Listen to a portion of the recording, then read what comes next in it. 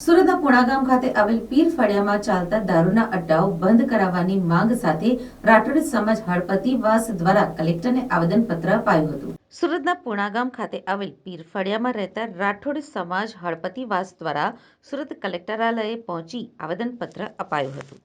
આ આવેદનપત્રમાં જણાવાયું હતું કે દારૂનું વેચાણ તથા જાહેરમાં સેવન બંધ કરાવવામાં આવે। પીર ફળિયા હળપતિવાસમાં છેલ્લા ઘણા વર્ષોથી ખુલ્લેઆમ દારૂનું વેચાણ ચાલે છે અને બહારથી પણ અહીં દારૂ પીવા લોકો આવતા હોય છે, જેઓ મહિલાઓની છેડતી પણ કરતા હોવાના આક્ષેપો। હું પુણાગામ પીર ફળિયા હળપતિવાસના પ્રમુખ પ્રવીણ બી રાઠોડ। પ્રવીણભાઈ, કલેક્ટર કચેરીએ શું રજૂઆત સાથે આવવાનું? કલેક્ટર કચેરીએ રજૂઆત લઈને આવવાનું એટલા માટે થયું કે અમે પુણાગામ પોલીસ સ્ટેશનમાં રજૂઆત કરી છે। પીઆઈ સાહેબને એમણે દારૂના અડ્ડા બંધ કરાવવાની અમને વાત પણ કરી હતી કે અમે બંધ કરાવી દઈશું, છતાં એ લોકો એક્શન નથી લીધી। ત્યારબાદ અમે કમિશનર કચેરીએ રજૂઆત લઈને ગયા।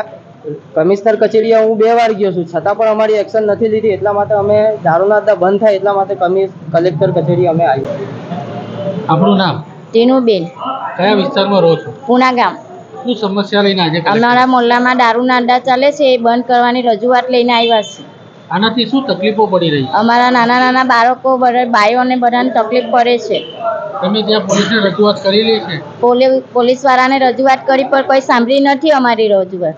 કેટલા અડ્ડાઓ ચાલે છે? 3 અડ્ડાઓ ચાલે છે। કેટલા વર્ષથી આ સમસ્યાનો સામનો કરો? આજે અમે કેટલા વર્ષથી આ કરીએ છીએ સામનો। શું ગયું કલેક્ટર સાહેબનું? અમે કલેક્ટર સાહેબને એટલું જ રજૂઆત આલીએ કે અમારા દારૂના અડ્ડા બંધ કરાવો અમારા ફળિયામાંથી। નહીં થાય તો શું આગળનું? અમે વધારે એક્શન લેવું।